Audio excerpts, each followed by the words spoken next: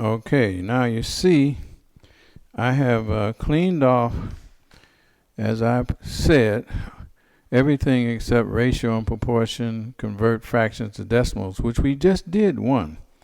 So we're going to look at something else about that in a second. So ratio and proportions. Now this is maybe seems a little bit complicated, but it really is not that difficult. So I'm going to rewrite this above in this way, ratio. And you can go back and put this down. For our purposes, I want you to think of a ratio as a fraction. It's a fraction. With a numerator, we'll say is A, and the denominator is B. So ratio is a fraction. So we could even give an example of a fraction, like, for example, I'll say HO means no, that's not for example. That means what if. I'll use that later. So we won't say HO. We'll say,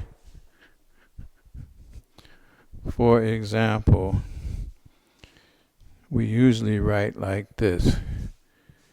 EG, for example. So you know lots of fractions. So let's say a fraction that we know is 2/3. So that's a ratio of 2 to 3. So I could write that in words that says 2 to 3. I could also say that can be explained as 2 divided by 3. 2 divided by 3. It could also be said to mean 2 out of 3. 2 out of 3. So depending upon what I'm doing, I would determine which one of these I would use. So let's say right now we have a ratio of 2 to 3. So I'm going to rewrite that right over here for purpose of our example. So 2 to 3 is a ratio. Now the question is, there's plenty of ratios, right? 2 to 3, 5 to 11, 9 to 26, 16 to 50, 100 to 1,000. See, all those fractions are ratios. So a ratio for our purposes is a fraction. It can be written, explained, 2 to 3, 2 divided by 3, 2 out of 3, and so forth. Now your question is going to be, what is a proportion? Because that's what this says, ratios and proportions. So what is a proportion? And we had proportionality before. I just erased. So a proportion is a statement, and I'm going to write this for you. So you can write it down later. Proportion is a statement, statement, that two ratios are equal. Now you'll go back and write this later. But a proportion is a statement that two ratios are equal. Now, so you might ask, well, what does that mean? So I'm going to say, well, here's an example of what that means. And you know, an example is expressed by EG, so I'm going to have EG here. EG. For example, we're going to use 2/3. 2/3 is one. 2/3 is one ratio, and another ratio is 4:6. I don't like this looking messy like that, so I'm going to erase that and write it better, because I don't want you to be confused by what is a messy looking 3. So, a proportion is a statement that two ratios are equal. And so my question becomes to you, is 2/3 equal to 4/6? That's the question. If the answer is yes, then that's a proportion. If the answer is no, then it's not a proportion. So you say, well, how can we determine that? Well, there's several different ways, but one of my favorite ways is this.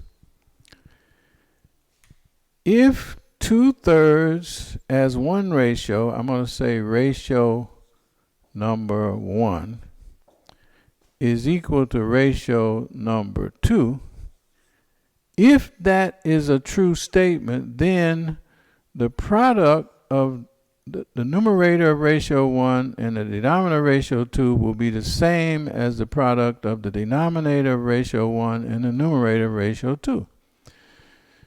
So see, now we're back to your multiplication tables. Because if this is true, I could multiply, and we say cross multiply, M-U-L-T, and we would get the same product. So what do I get if I multiply 2 times 6 is 12? Is that equal to 3 times 4, which is also 12? So I say yes. Those are equal. So that means that 2/3 is equal to 4/6, and so that is a proportion. It's the statement that two ratios are equal. So I can say 2/3 equals 4/6. That's a proportion. Now let me ask you this question for you to figure out.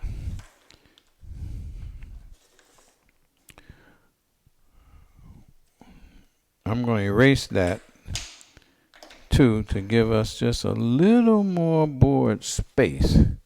So we know 2/3 equals 4/6. So now here's my next question.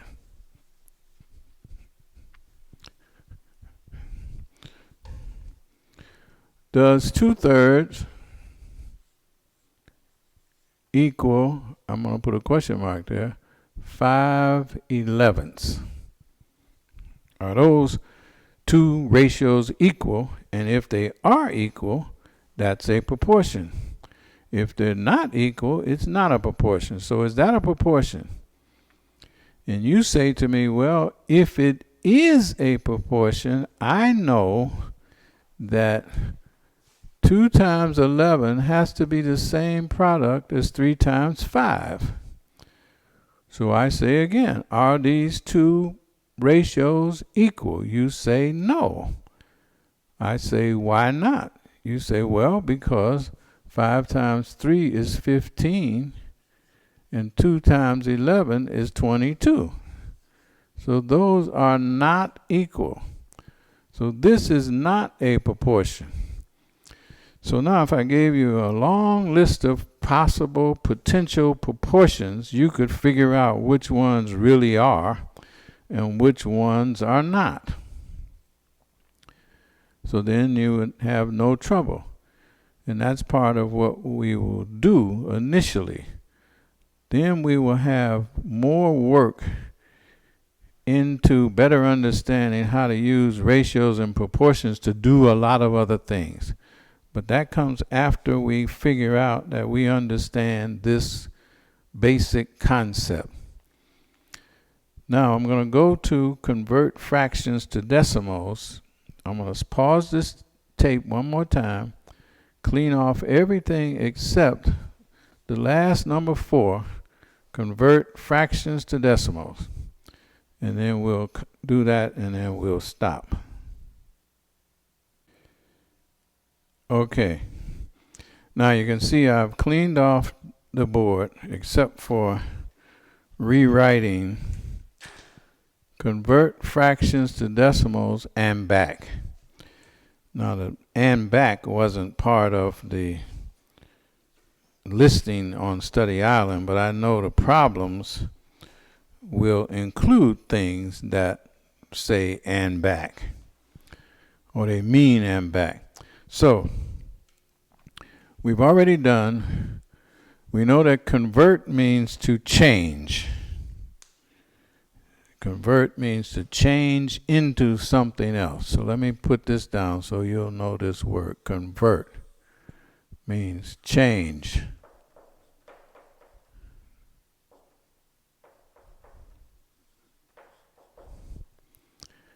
So if you have $1 and you say, well, can you give me change for this 4 quarters? Well, see, that's the conversion.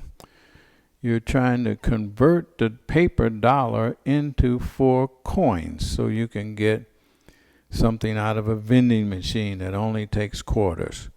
Or you can get air in your parents' tire because the air machine only takes quarters.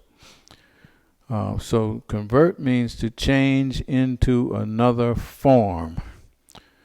So fractions, you know the word fractions. Fraction is a unit of measure described as A over B, and we use an example of 2/3 before. So we want to change that to a decimal. Well, I think we did one example, so let's take another example. For example, E-G, capital letters this time. 5/7. How will we change that to a decimal? Well, you would say, well, Dr. Whitaker, just look at what it says. It says 5 divided by 7. So that's gives us a big hint. So we just make a division. It says 5 divided by 7. Now 7 is too large to go into 5, so now I need to expose or bring out of hiding the decimal point. So the decimal point goes straight up here, and I have to add 2 zeros because, remember, as a decimal, we always express a decimal with at least 2 spaces. At least 2. 2 spaces. Sometimes they show us more than 2 spaces, but the general rule is to have at least 2. So 7 will not go into 5, right? But 7 will go into 50. Now we're back to knowing your multiplication table. So 7 times 7 is 49. Those of you that know that, see you're way ahead. So 49 take away, I get 1. So 7 will go into 10 one time. 1 times 7 is 7. And I have 3. Now, I've satisfied the general rule because I've gone 2 spaces. So let's stop there. But we could go one more just by put another 0, bring it down. But so say we have 0.71. So now I have changed that to a decimal. 0.71 is a decimal. Now, what if you needed to know what is that as a percent? I don't need to know it right now, but there will come a time where they may say that something is 71% off. So in order for me to find out how much is off, I'd have to change that 71% into a decimal. So I can make this into a percent by saying, take step 1, move the decimal point 2 places, so that'll be after the 1. So now that there's nothing else there, I don't need to bring the decimal point out of hiding. I just leave it there, and I simply take step 2 and add a percent sign. So that's it. Now the sale price says 71% off, and the line is so long because everybody knows that 70% is very close to 100%, which is what the thing costs in total. So if I have something that's on sale, the regular price is 100%. So if I say 71% off, that's why I can't get to the counter and the things are sold out because everybody knows that's basically a giveaway. So, but that's how I would do it. Now, how would I go backwards? Let's say I have a percent already. I mean a decimal. Let's say I have 0.71. 0.71. How do I express that as a fraction? Because it originally came from a fraction of 5/7. But that's not exactly how it would come out because, see, I didn't go all the way. But so if I have 0.71, I can express that as a fraction of 71 over 100.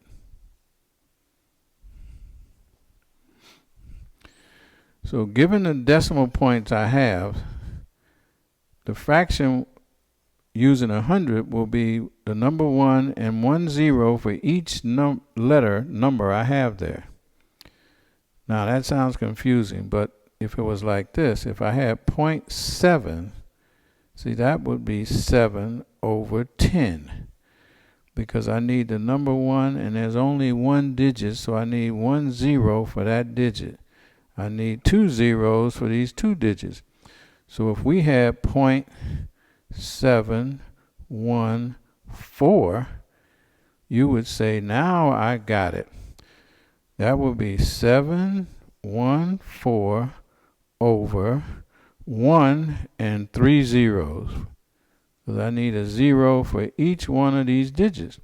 So 7.714 changed to a fraction is 714 over 1,000. So what if you had this number, 0.8263? I would say, well, what is that as a fraction? You would say, Dr. Whitaker, this is really, really simple. So I know that is going to be 8263 over 1. And how many zeros? And easy. 1, 2, 3, 4. 1, 2, 3, 4. So that's 8,263 over 10,000. That's what that would be. So that's why I said and back. So if you had 0.52, you know that would be 52 over 1 and 2 zeros. If it was 0.897, you know that's 897 over 1 and 1, 2, 3 zeros. 1,000. So that's where we're going to start. So what I want you to do now, before you do anything, when you go to Study Island, you'll check the items that we have just reviewed, or introduced really, which will be Section 2, A, C, and D, and Section 3, which was C.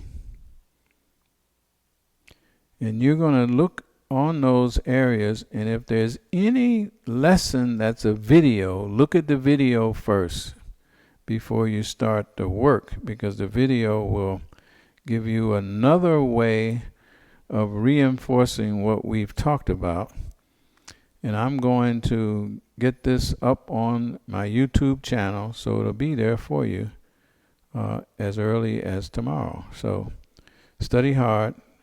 Take the time when you look at it to get all your notes together, so you will have it in your own writing, to imprint it in your own mind, so that you can follow it better, maybe even much better than what I've said. So that will be great.